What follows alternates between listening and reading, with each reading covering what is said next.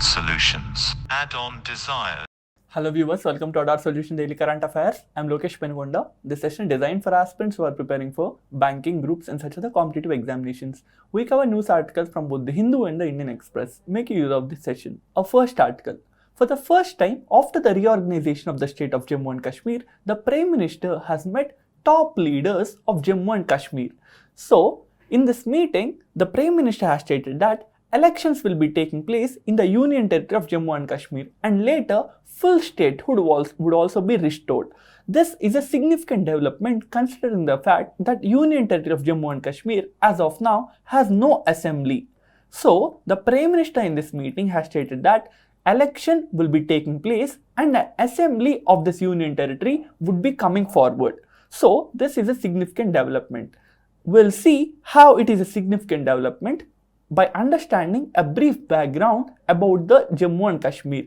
On August 5th of 2019, the Indian Parliament has brought the Jammu and Kashmir Reorganization Act. And this act has split the state of Jammu and Kashmir into two union territories. So before 2019, they were one state, and after 2019, August 5th, there are two union territories. That is the Union Territory of Jammu and Kashmir, the Union Territory of Ladakh.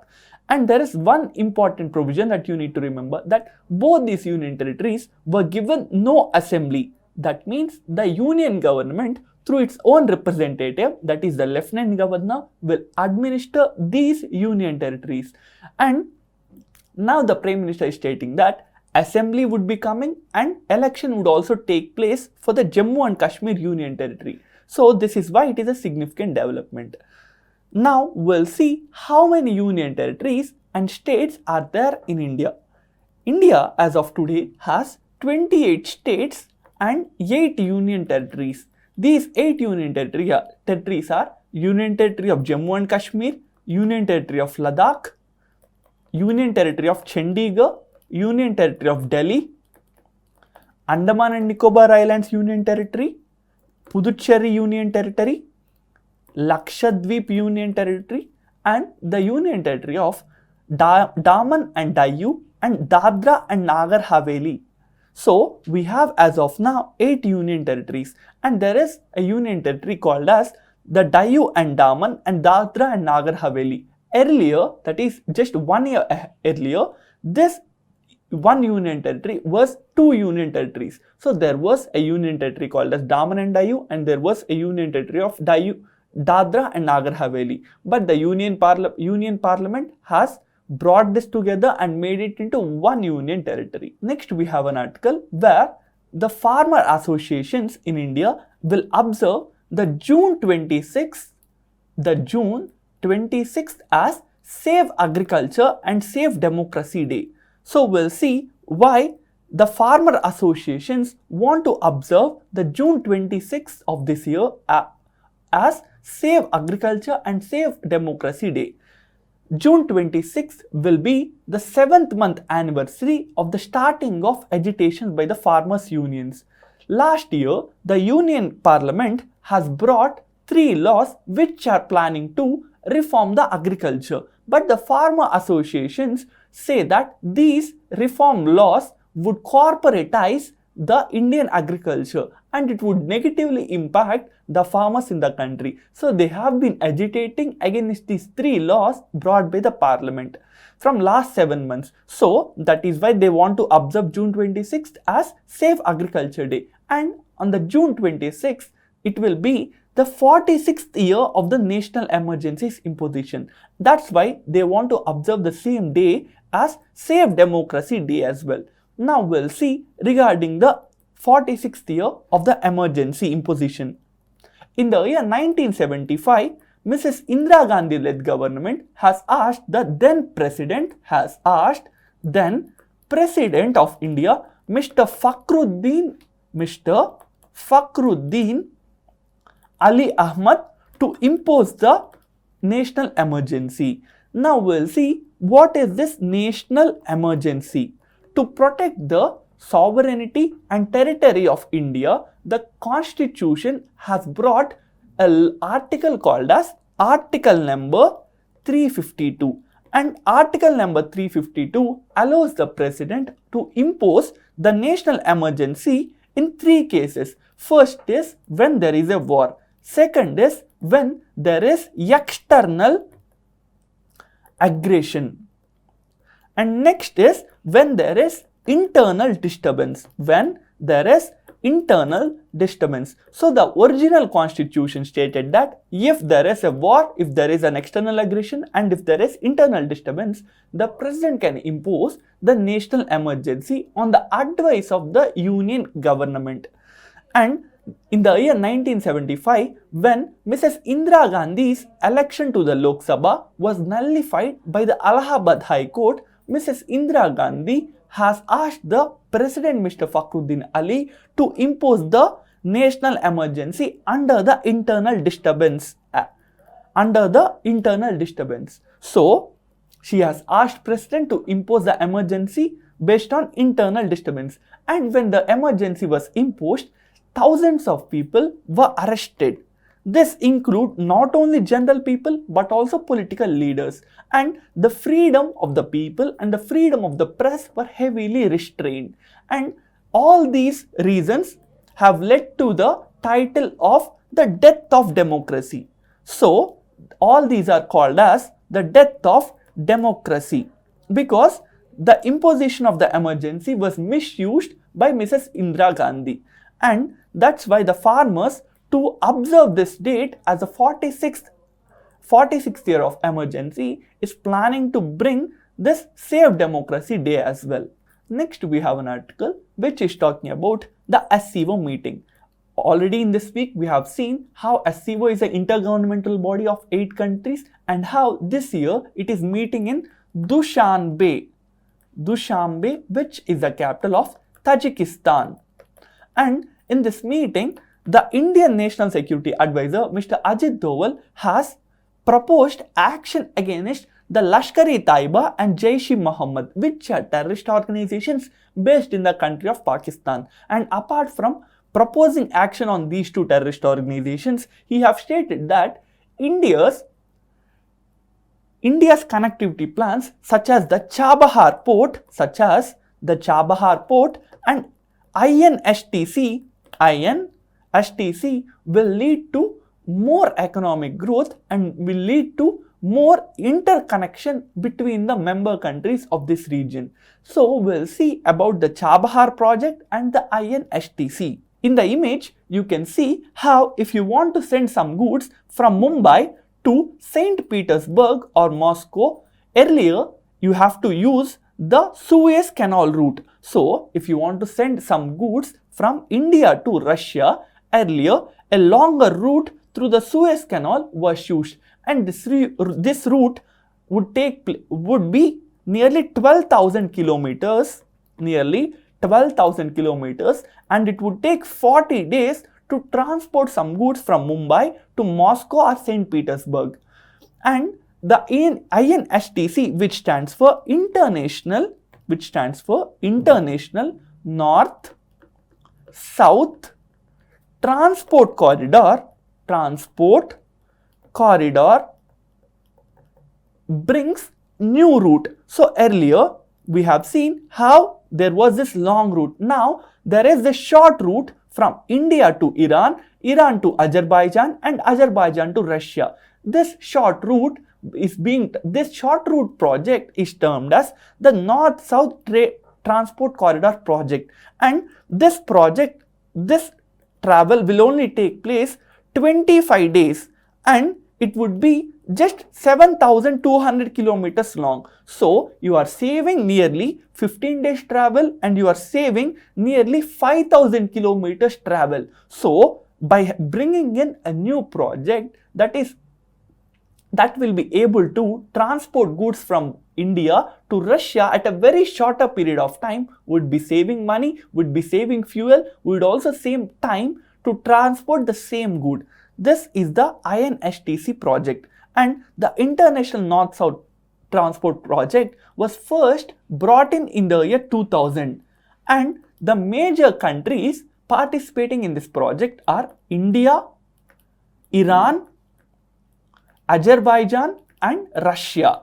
So these are the important countries that are members of this project, and apart from these 4 countries, 9 other countries are also members of this project. So as of today, there are 13 member countries which are involved in this INSTC project.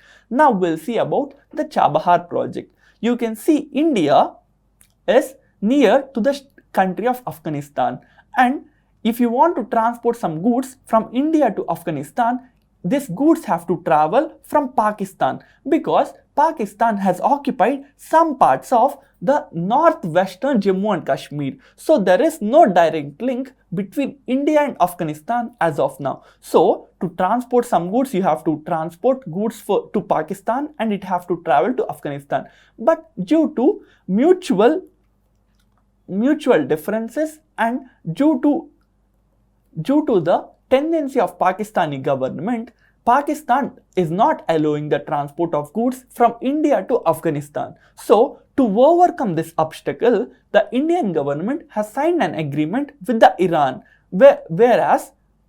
which would be helpful for India to transport its goods to Afghanistan. So now goods will be sent from Mumbai to a port in Iran called as the Chabahar port, and from Chabahar port the goods will be going to the Afghanistan through railway network, and once it reaches Afghanistan, this goods will be sent to the deeper parts of Afghanistan through road and other projects. So to overcome the Pakistan, we have brought the Chabahar project, through which India would use the Chabahar port to send the goods to the Afghanistan. So these two are important projects launched by India to increase its trade with the neighboring countries and the Central Asian countries in the region. Next, we have an article dealing about Mission June. So what is this Mission June?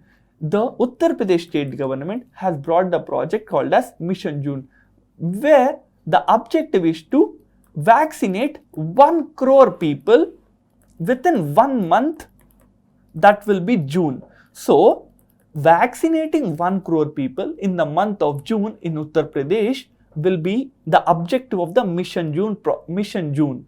Next, we have an article which is talking about India's first cattle war room. So what is this first ever cattle war room established by the government of Karnataka?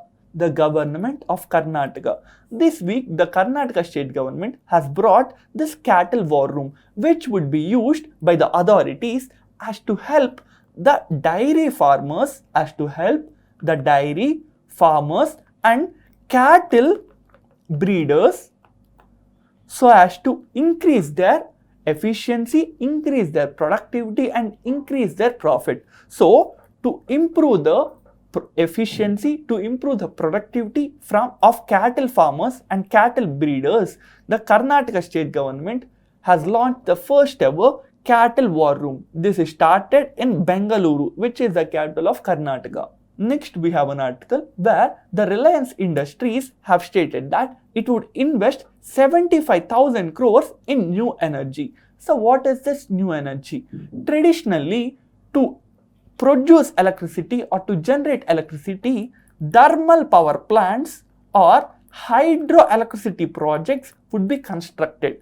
But the usage of thermal and hydroelectric power plants would be negatively impacting the environment, because to generate electricity, the thermal power plants would use large amount of coal, and utilization of large amount of coal would lead to huge pollution through the thermal power plants. And for the construction of hydroelectricity power plants, thousands of acres of forest land have to be devastated, and the natural ecosystem would also be negatively impacted. So from the last few years, what we have been witnessing is the growth of something called as new energy. New energy refers to renewable energy. So we have the solar energy, we have the wind energy, and we have nuclear energy, which are renewable energy resources. So the Reliance Industries have stated that it will invest this 75,000 crores to set up gigafactories, that is very large factories for production of solar photovoltaic modules, batteries, electrolyzers and fuel cells. So if you want to produce solar energy, First, you need solar photovoltaic modules, and later the energy which this solar photovoltaic modules are generating would be stored in batteries and fuel cells. That's why Reliance Industries have stated it would invest this large amount in new energy. Next, we have a report titled The World Drug Report. The World Drug Report 2021. This report is released by a United Nations body called as UN Office on Drugs and Crime. On Drugs and Crime. From the name itself, you can understand that this is a UN body that is trying to combat the usage of drugs and criminal activities in the world. This UN body was established in the year 1997 and it is headquartered in Vienna, which is in Austria. It is in Austria. And regarding this year's World Drug Report, it has stated that the use of the internet and dark websites have been increasing for buying the narcotics or drugs. And it has asked the governments in the world to take necessary actions to prevent and to reduce the usage of the internet for narcotics usage. Next, we have an article which is talking about the death of an antivirus software pioneer. Yesterday, John McAfee has killed himself in the Spanish jail. So we'll see about Mr. John McAfee in brief. John McAfee has designed and developed the McAfee antivirus software. He has designed and developed the McAfee antivirus software, and he has been seen as a pioneer in this antivirus software industry. And yesterday he has passed away in the Spanish prison. Next, we have an article which is talking about the death of an ex-president of the Philippines. We'll see where Philippines is. Philippines, you can see in this image, is between the Pacific Ocean and the Indian Ocean. And the capital of Philippines is Manila. You should also know that Manila is the headquarters of the Asian Development Bank. So we have an intergovernmental bank called as the Asian Development Bank, and it is headquartered in Manila, which is the capital of Philippines. Next, we have an article where the World Swimming Governing Body, FINA, has invalidated the results of Uzbekistan Open Swimming Championship. So we have seen how there was a swimming championship. There was a swimming championship held at Uzbekistan. This championship was the qualifying match for the Tokyo Olympics. So those swimmers who qualify and who win this swimming championship would be qualified for the participation in the Tokyo Olympics. And the World Swimming Governing Body yesterday has stated that there has been some issues in this swimming championship and it has nullified the results of this body, of this championship, and we will see what would happen later. Next, we have an article where the Asian Games gold medalist Mr. Saurabh Chowdhury, whom you can see in this image, has won the bronze medal in the Pistol World Cup, in the Pistol Shooting World Cup. This Pistol Shooting World Cup has took place in Osijek, which is a city in the Croatia, and Mr. Saurabh Chowdhury has won a bronze medal in yesterday's Pistol World Cup Championship held at this Croatia country. And with this, we have come to the end of this session. Inform about Edwards Initiative to your other aspirant friends, and you can visit our website to attend mock tests based on our daily current affairs videos. Thank you for watching. Add-on Solutions. Add-on Desire.